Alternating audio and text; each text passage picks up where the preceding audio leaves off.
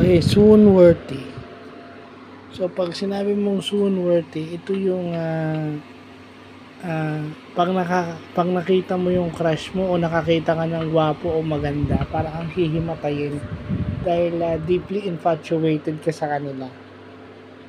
Parang romantic na agad yung feeling mo. Siyempre, sample ko na lang, si Ivana, pag nakita nyo si Ivana Alawi, no?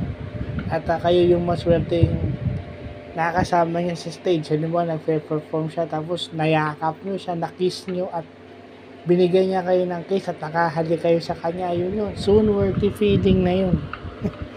So, yun pala yun. Yung mga feeling ng kilig, meron palang kaakibat na English word yan na ngayon lang natin natututunan. Well, example ko lang naman. So, nakita mo si Ivana, si Barbie, halimbawa, si Sanya, sino ba itong mga ganda dito sa ano? Ayan, sila Ann Curtis, no?